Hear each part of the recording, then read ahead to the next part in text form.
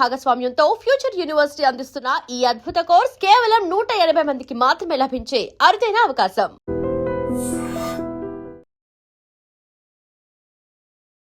నమస్కారం, welcome to I dream. ధర్మ మార్గం విత్ విజిత కార్యక్రమానికి స్వాగతం.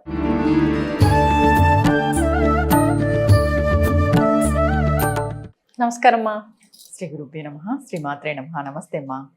అయితే ఈ మధ్య కాలంలో అతి పెద్ద సమస్య ఏంటి అంటే, మనం ఎవరి జాతకం చూపించినా కూడా ఖచ్చితంగా మీ జాతకంలో పితృదోషం ఉంది అంటే, తరతరాలుగా ఇది ఎన్ని తరాలు అని మనం అంచనా వేయలేకపోయినా తరతరాలుగా మీ వంశాన్ని ఇలా పితృశాపం వెంటాడుతూ ఉంది. దానివల్ల మీరు ముందుకు వెళ్ళలేకపోతున్నారు. అది ఆర్థికంగా కానీ, వివాహ సంబంధితం కానివ్వండి, సంతానం కానివ్వండి, ఏ సమస్య పట్టుకున్నా మీకు పితృదోషం ఉంది అని చెప్పి. మరి ఈ పితృదోషానికి సంబంధించి పరిహారాలు ఏమైనా ఉన్నాయా?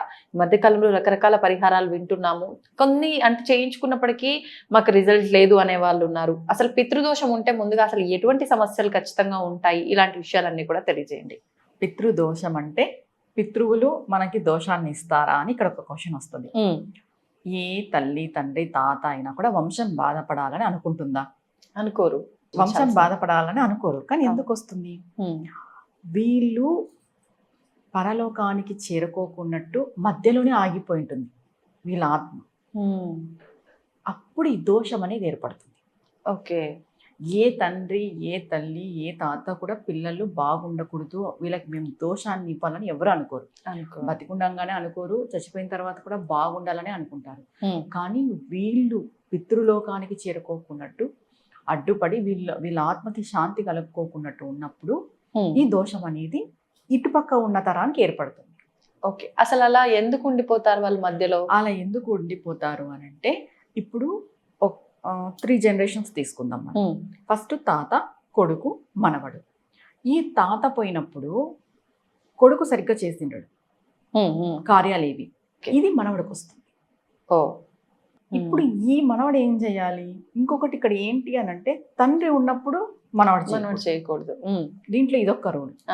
మనవడికి జాతకం చూసాం మనము, పితృదోషం ఉంది, కానీ ఆ మనవడికి తండ్రి ఉన్నాడు, ఈ మనవడు ఏం చేయకూడదు, తండ్రే చేయాలి. ఓకే. తండ్రి లేకపోతేనే ఇద్దరికి కలిపి ఈయన చేయడానికి ఆస్కారం ఉంటుంది. ఓకే. కానీ ఇక్కడ మనం ఏం చేస్తున్నాం, చాలా మంది పితృదోషం అనగానే తల్లి తండ్రి ఉన్నా కూడా పోయి చేసేస్తున్నారు. అవును అవును. అది ఇంకా మేజర్ మిస్టేక్, చేయకూడదు అలా. అంటే దోష నివృత్తి జరగకపోగా మళ్ళీ ఇది ఇంకో దోషంగా మారుతుంది. ఓకే. చేసినా ఏం ప్రయోజనం అంటే, తాతకి మనవడు చేస్తే ప్రయోజనం అని అంటాం ఎప్పుడు, ఈ మనవడికి తండ్రి లేనప్పుడు. తండ్రి బతుకుండగా మనవడు చేయడానికి లేదు. ఓకే. ఆ పితృదోషం అలా క్యారీ ఫార్వర్డ్ ఉంటుంది. ఇప్పుడు ఒకవేళ తండ్రికి చేయాల్సినంత అంటే ఇంట్రెస్ట్ ఉండని వాళ్ళు కొంతమంది ఉంటారు. నేను చెయ్యను, నేను రాను, మీరు ఎట్టయినా పోండి అనే వాళ్ళు ఉంటారు. మరి అలాంటప్పుడు పరిస్థితి ఏంటి? అది కూడా చెప్తా. దానికి రెమెడీ ఓకే మనం చేసుకోవడానికి. అంటే తండ్రి అయితే పర్టికులర్ గా వాళ్ళ నాన్న గురించి చేయాలి. ఇప్పుడు తండ్రి చేయలేదు, ఇంట్రెస్ట్ లేదు, అసలు ఎందుకు వస్తుంది? పితృదోషం వల్ల మీరు అడిగారు సమస్యలు ఏమొస్తాయి అని అంటే, ముందుగా అప్పులు బాధలు ఎక్కువ ఉంటాయి. ఓకే. పితృదోషం ఉన్నప్పుడు ఏ పని చేసినా కూడా సక్సెస్ అనేది ఉండదు. దాని తర్వాత ఏమవుతుందంటే సంతానం ఉండదు, చాలా వరకు సంతానం ఉండదు. సంతానం పైన ఎఫెక్ట్ పడుతుంది. అసలు ఇంకా కొంతవరకు చెప్పాలంటే పెళ్లిళ్ళు కావడమే కష్టం పితృదోషాలు ఉన్నప్పుడు. Okay okay. ఇంకొకటి ఈ పెళ్లి చేసుకునేటప్పుడు కూడా అటుపక్క అమ్మాయికి కూడా ఉందా లేదా అనే విషయం కూడా చూసుకోవాలి. అమ్మాయిలకు కూడా పితృదోషం వర్తిస్తుందంటారా? ఉంటుంది. అంటే అబ్బాయిలకి తీసుకున్నంత పరిణగా మనం అంత పర్టికులర్ గా తీసుకోం, కానీ అమ్మాయిలకు కూడా ఉంటుంది. అమ్మాయిలకు కూడా కొన్ని దోషాలు ఉంటాయి. మనం చేసుకునేటప్పుడు ఆ దోషాలను కూడా చూసుకొని చేసుకోవాలి. ఓకే. ఇప్పుడు ఈ అబ్బాయికి లేదు, అమ్మాయి తరపున కొన్ని దోషాలు ఉన్నాయి అని అంటే వచ్చేస్తాయి ఇటు పక్కకి చేసుకున్న తర్వాత. ఇది జాతకం మనం చూసుకుంటే అర్థమవుతుంది. అసలు ఎందుకు ఇంత పితృదేవతలకి ఇంత పెద్ద పీట మన సాంప్రదాయంలో అనంటే, తల్లి, తండ్రి, గురువు, దైవం అన్నారు. ఒక మానవుడు జన్మ తీసుకున్న తర్వాత మొదటి దేవుడు ఎవరు అనంటే తల్లి తండ్రి, తర్వాత గురువు. తల్లి తండ్రి తర్వాత నెక్స్ట్ ఎవరికి అంత మనం పెద్దపీట వేసాము అంటే గురువు. గురువు తర్వాతే దైవం. దైవం ఎక్కడున్నాడు? 3rd ప్లేస్ లో ఉన్నాడు. కానీ మనం ఏం చేస్తున్నాము, తల్లిని తండ్రిని ఫస్ట్ ప్లేస్ వదిలేసి, 2nd ప్లేస్ అయిన గురుదేవులను వదిలేసి, 3rd ప్లేస్ అయిన భగవంతుని పట్టుకుంటున్నాం. ఇక్కడ తల్లి తండ్రి దోషము వస్తుంది, ఇట్లా గురువుల దోషము మనం తెచ్చుకుంటున్నాము. నువ్వు భగవంతుని దగ్గరికి పోతే ఏం ప్రయోజనము? ఈ దోషాలన్నీ నువ్వు పెట్టుకొని పోతే భగవంతుడు కూడా ఏం చేయలేడు. ఓకే. ఫస్ట్ నేను ఏం చేయాలి అంటే పరమేశ్వరుడు కూడా మనకి వంశ అభివృద్ధిని ఇవ్వడానికి పితృదేవతలను అడుగుతాడంట. మీకు వంశ అభివృద్ధిని ఇవ్వాలా, సంతానం మీ వంశానికి నేను ప్రసాదించాలా లేదా అని మన పూర్వీకులను అడుగుతాడంట. మనకు ప్రసాదించే ముందు వాళ్ళు ఎస్ అంటేనే మనకి ఇక్కడ ప్రసాదం దొరుకుతుంది. ఈశ్వరుడే పితృదేవతలను అడిగేటప్పుడు ఇక్కడ పితృదేవతలు పెద్దపీట ఎంత మనం ఆలోచన చేయొచ్చు. ఎందుకంటే తల్లి తండ్రి మనకి ఫస్ట్ దైవం కాబట్టి. ఇది మనం ఈ సమస్యలన్నిటిని నిర్మూలించుకోవాలి. ఇప్పుడు తండ్రి ఉన్నాడు, మనవడు ఉన్నాడు, తాతకి ఎవరు చేయాలి, వాళ్ళ కొడుకే చేయాలి, మనవడు చేయడానికి లేదు. తీవ్రంగా పితృదోషం ఉంది. కొన్ని ఏం చేసుకోవచ్చు అంటే తర్పణాలు వదలడానికి లేదు, మనవడు వదలడానికి లేదు. తండ్రి బతుకున్నప్పుడు తండ్రే చేయాలి అవి. ఇప్పుడు మనం చెప్తాం కదా గోకర్ణంలో పోయి ఈ పితృనారాయణ బలి పూజలు అవన్నీ తండ్రే చేయాలి. ఒకవేళ తండ్రి లేకపోతే కొడుకు చేయడానికి ఆస్కారం ఉంది. ఈ కొడుకు తండ్రికి చేస్తూ చాతకి చేస్తూ ముత్తాతకు కూడా చేయొచ్చు, ఏం ప్రాబ్లం లేదు. ఇక్కడ ఇప్పుడు తండ్రి బతికి ఉండి చేసుకోలేని పరిస్థితి ఉన్న వాళ్ళు ఏంటి, ఉన్న వాళ్ళ పరిస్థితి తండ్రికి ఇంట్రెస్ట్ లేదు మీరు అన్నట్టుగా అంటే వాళ్ళు ఏం చేయాలి అంటే ప్రతి అమావాస్య రోజు ఇంకా లైఫ్ లాంగ్ ప్రతి అమావాస్యకి వీళ్ళు ఆఫ్టర్నూన్ వరకు కానీ ఈవినింగ్ వరకు కానీ ఉపవాసం ఉండాలి. పితృదోషం ఉండేవాళ్ళు. తర్వాత ప్రతి అమావాస్య రోజు ఎవరికో ఒకరికి వీళ్ళు అన్న సమర్పణ చేయాలి, అంటే అన్నదానం చేయాలి. ఎవరికో ఒక్కరికైనా కూడా యాచకులకి వాళ్ళకి పెట్టేసి రావాలి. కరెక్ట్గా 12-1 గంట సమయంలో పితృదేవతలు మన ఇంటికి వచ్చే సమయం. అందుకే చెప్తారు అమావాస్య రోజు ఉదయం పూట మనం ముగ్గులేసి రంగవల్లులు వేసి పెట్టకూడదు. అమావాస్య రోజు అసలు ఉదయం పూట ముగ్గే వేయకూడదు, పితృదేవతలు వస్తారు కాబట్టి. ఆ రోజు వాళ్ళు వచ్చి అసలు నా కోసం ఏమైనా పెడుతున్నారా లేదా, లేదా నన్ను తలుచుకుంటున్నారా లేదా అని వచ్చి చూస్తారంట. వాళ్ళు ప్రతి అమావాస్యకి వస్తారు. అందుకే అమావాస్య రోజు మధ్యాహ్నం కూడా బయట తిరగద్దు, ఎవరి ఇంట్లోకి వెళ్ళొద్దు అని చెప్తారు. వెళ్ళకూడదు, ఎందుకంటే ప్రతి ఒక్క ఇంటికి పితృదేవతలు వచ్చే టైం అది 12-1 గంట టైం, మధ్యాహ్నం సమయం. ఆ సమయంలో ఏం చేయాలి అని అంటే వీళ్ళు కాళ్ళు చేతులు కడుక్కొని ఒక్కటే మనస్ఫూర్తిగా పితృదేవతను తలుచుకోవాలి. వాళ్ళ తాతని, వాళ్ళ ముత్తాతని, ఎవరు ఏం తప్పులు చేశారు కానీ మాకు ఈ దోషం ఉంది అంటే కొడుక్కి లేని దోషం మనవడికి ఉంటుంది. పితృదోషం అనేది కొడుక్కి లేకపోయింది, మనవడికి వస్తుంది. అది ఈ ఉన్న వాళ్ళు ఏం చేయాలి, మాకు తెలుసో తెలియకో ఏవో తప్పులు జరిగిపోయినాయి కానీ మేము ఇబ్బంది పడుతున్నాం, ఏమి అంటే అన్యం పుణ్యం లేని వాళ్ళు తెలియని వాళ్ళు మేము ఇబ్బంది పడుతున్నాము, మీ యొక్క అనుగ్రహం మాకు సంపూర్ణంగా కావాలి, మేము జీవితంలో ఎదగాలంటే మీ యొక్క అనుగ్రహం ఉంటేనే మేము ఎదగలము అని ఆ టైంలో వాళ్ళని గుర్తు చేసుకొని స్మరణ చేసుకోవాలి. మెయిన్ ఏమి అమావాస్య రోజు ఈవినింగ్ వరకు ఏం తినకూడదు. ఒకరికి యాచకులకి మీకు స్తోమత ఉంటే చాలా మందికి పెట్టండి, నో ప్రాబ్లం. లేదు అంటే ఒకరికి అన్నదానం చేయాలి, ఇవ్వాలి. అన్నం తీసుకెళ్ళి ఇచ్చినా పర్వాలేదు. మరి దీంట్లో ఇంట్లోనే వండి ఇవ్వాలా, బయట తీసుకొని పోయి ఇవ్వాలంటే ఇంట్లో వండుకొని తీసుకుపోయి, అంటే మీకు అనుకూలమైన భార్య, అనుకూలమైన అమ్మ, అనుకూలమైన వాళ్ళ పరిస్థితులు ఉంటే ఇంట్లో తీసుకొని వండించుకొని తీసుకెళ్ళి బయట పెట్టండి. లేదు అంటే బయట తీసుకుని బయట ఇవ్వండి. ఈ డౌట్ కూడా వస్తుంది ఎవరికైనా కూడా. మీకు ఇంట్లో అనుకూలంగా ఉంది, మీకు వండి ఇచ్చే వాళ్ళు ఉన్నారు అంటే తీసుకెళ్ళండి. లేదు అంటే బయట తీసుకొని అయినా కూడా మీరు ఖచ్చితంగా దానం ఇవ్వండి. మధ్యాహ్నం సమయంలో ఖచ్చితంగా వాళ్ళని గుర్తు చేసుకొని వాళ్ళకు ఒక నమస్కారం సమర్పించాలి. ఇది చేసుకుంటే రాను రాను రాను రాను పితృదోషం అనేది తగ్గిపోతుంది. ఇప్పుడు ఈ పితృదోషం ఓన్లీ పితృదేవతలని మనం నిర్లక్ష్యం చేయటం వల్లనే వస్తుందా, అంటే చనిపోయినాక మీరు ఇందాక అన్నట్టు బ్రతికున్నప్పుడు వీళ్ళని పట్టించుకోకుండా నానా హింసలు పెట్టే వాళ్ళు ఉన్నారు తల్లి తండ్రుల విషయంలో, అలా కూడా వస్తుందంటారా? ఇప్పుడు మీరన్నట్టు తల్లి తండ్రి ఉంటారు, కొడుకు ఉంటాడు. ఈ కొడుకు తల్లి తండ్రిని బాగా చూసుకోడు, చాలా ఇబ్బంది పెట్టి బ్రతికుండగా బాగా చూసుకోడు. వాళ్ళ ఆత్మ ఘోషించి వాళ్ళు చనిపోయి ఉంటారు. వాళ్ళ ఆత్మ అనేది చాలా బాధపడి ఉంటుంది. ఇప్పుడు ఈ కొడుకు బాధపడాలి. ఈ కొడుకు ఏం చేస్తే బాధపడతాడు, ఈ కొడుకు ఏదైనా సమస్య వస్తే ఈ కొడుకు బాధపడతాడు. అంతే, వాళ్ళ సంతానం వరకు వస్తేనే కదా ఏదైనా తెలిసే. అంతే. ఈ పెద్దలు పోయిన తర్వాత వాళ్ళు ఏం పెట్టరు శాపము, ఆటోమేటిక్ గా వాళ్ళు బాధపడింది ఉంటుంది. చూడండి, ఇప్పుడు మీరు అన్నట్టుగా ఏదో ఎవరో నోటితో అనాలి, నీకేదో ఇది జరగాలి అనాలి అనే అవసరం లేదు. ఒక్కరి వల్ల ఒకరు మనస్సు బాధపడినా, వాళ్ళు నోటి నుండి ఏమి అనకపోయినా, అనుకోకున్నా కూడా ఆ క్షణం వాళ్ళ బాధపడిన టైం భగవంతుడు పిక్ చేసుకొని మీకు ఇక్కడ ఇచ్చేస్తారు దాని కర్మగా. ఖచ్చితంగా దాన్ని అనుభవించాల్సింది. ప్రతిదీ క్యాలిక్యులేటెడ్ అన్నట్టు ప్రతిదీ క్యాలిక్యులేట్ ప్రతి వర్డ్ కూడా క్యాలిక్యులేటెడే. మనం ఎవరినైనా బాధ కలిగించేలాగా ఒక మాట మనం అన్నా కూడా అది క్యాలిక్యులేటెడే. ఒక్క సెకండ్ లేదా ఒక్క నిమిషం మన వల్ల ఒకరు బాధపడినారు అంటే అది క్యాలిక్యులేటెడ్, అది తిరిగి నీకు కర్మగా వస్తుంది. ఆ ఒక్క నిమిషం నువ్వు ఎవరో ఒకరి వల్ల నువ్వు బాధపడాల్సిందే, పడతారు కూడా, పడరు అని గ్యారంటీ లేదు. అలాంటప్పుడు ఇప్పుడు మధ్యలో ఉన్న కొడుకు వాళ్ళ తల్లిదండ్రులను బాగా చూసుకున్నప్పుడు వాళ్ళ పడిన బాధ అనేది అది వాళ్ళకన్నా వస్తుంది, లేదు అంటే వాళ్ళ పిల్లల కన్నా వస్తుంది. అంటే ఎవరికి వస్తే ఎక్కువ ఈ వ్యక్తి బాధపడతాడో వాళ్ళకే ఇస్తాడు భగవంతుడు. ఇది బాగా గుర్తుపెట్టుకోవాల్సిన విషయం. అందుకే మనం ఎవరినైనా కూడా జాగ్రత్తగా మాట్లాడాలి. మనం మన చేతుల్లో ఉన్నంత వరకు ఎవరిని ఇబ్బంది పెట్టకూడదు. మనల్ని ఇబ్బంది పెట్టినప్పుడు ఖచ్చితంగా మనం ఇబ్బంది పెట్టే పరిస్థితి అక్కడ ఉంది అంటే పెట్టచ్చు, కానీ అమాయకుల్ని ఇబ్బంది పెట్టే పని మాత్రం మనం చేయొద్దు. ప్రతి ఒక్కరూ కూడా తల్లి తండ్రిని సేవించండి.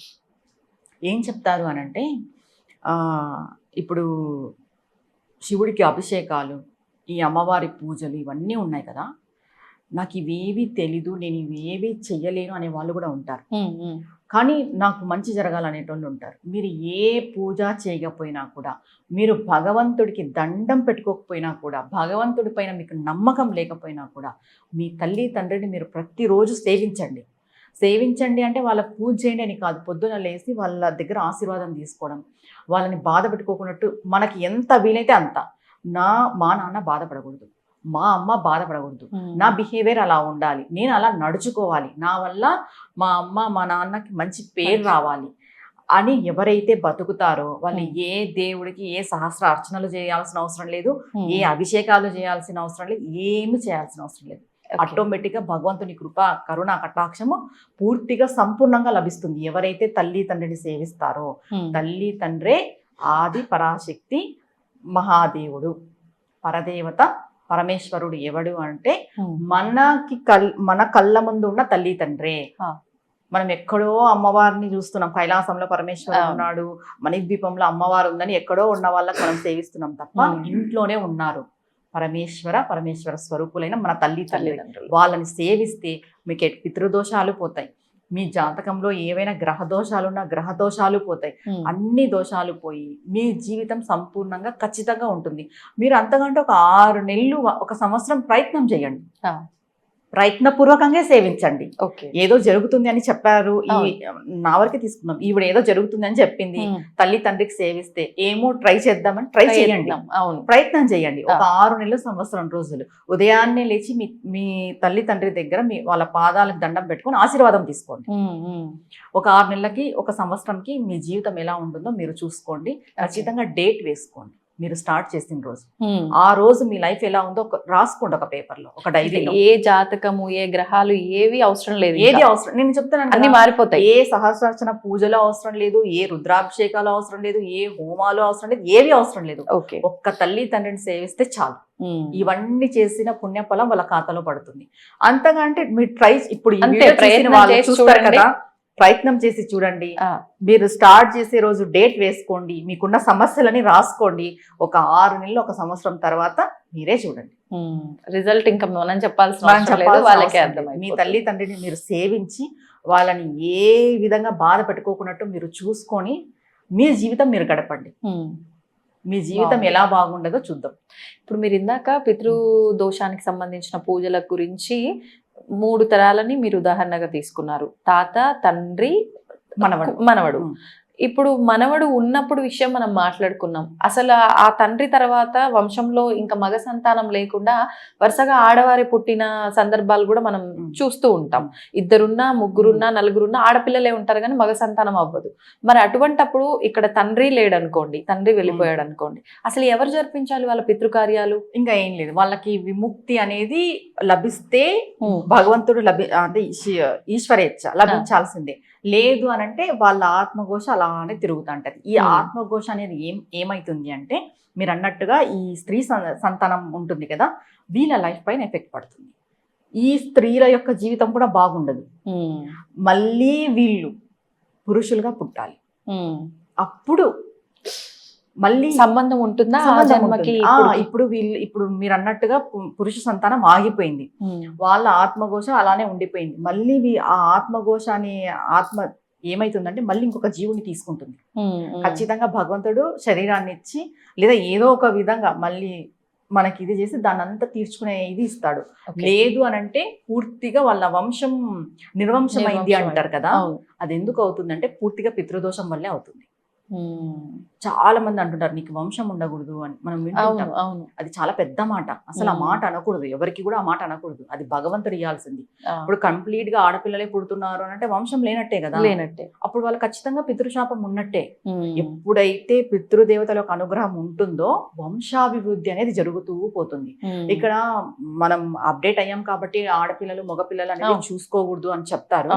ఓకే, ఇద్దరు సమానమే, కానీ వంశం అనేది ఒకటి ఉంటుంది కదా, శాస్త్రాన్ని పరంగా చూసుకుంటే వంశాభివృద్ధి ఉండాలి అంటే ఖచ్చితంగా మగపిల్లడి సంతానం ఉండాలి.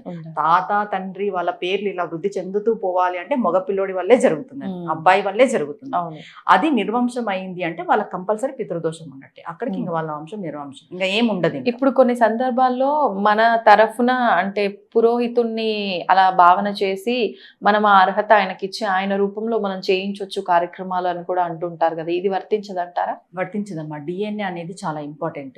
ఇప్పుడు మనం అప్డేట్ అయ్యి ఏవేవో మనకు అనుకూలంగా చేసుకుంటున్నాం తప్ప ఆ బ్రాహ్మణుల చేతులతో పెట్టి తరపనాల వరకు పెట్టించచ్చు. అది ఎవరు కొడుకునే పెట్టాలి. ఇటుపక్క వంశానికి సంబంధించిన డిఎన్ఏ కలిగిన వ్యక్తినే ఉండాలి. ఎవరో పెట్టిస్తారంటే పెట్టడానికి లేదు. చెప్పాలంటే బ్రాహ్మణుల చేత ఎవరు చేపిస్తారు? అబ్బాయి నిలబడి చేపిస్తాడు. అంటే ఎవరో ఒకరు వీళ్ళ వంశీయులు ఉండి బ్రాహ్మణుల చేత చేపిస్తారు. బ్రాహ్మణులు మన వంశీయులుగా ఎలా అవుతారు? మనం శూద్రులు, సపోజ్ శూద్రులు ఉన్నారు, బ్రాహ్మణులు మన వంశీయులుగా ఎలా భావిస్తాము? బ్రాహ్మణుడే, క్షత్రుడే, శూద్రులే. బ్రాహ్మణులు మన వంశం కింద తీసుకొని వాళ్ళు చేస్తే మన వంశానికి వస్తుందనే అది అపోహ మాత్రమే. అది ఎక్కడా కూడా చెయ్యకూడదు. ఇక్కడ డిఎన్ఏ అనేది చాలా చాలా ఇంపార్టెంట్. వంశం అంటే ఏంటి? మన డిఎన్ఏ తరతరాలుగా వచ్చే వంశ పరంపర అంటే మన తరతరాలుగా బాడీలో వచ్చే డిఎన్ఏనే. మా డిఎన్ఏకి సంబంధించిన వ్యక్తే చెయ్యాలి. ఆ వ్యక్తి కూడా ఎవరై ఉండాలి? పురుషుడై ఉండాలి. స్త్రీ కూడా కాదు.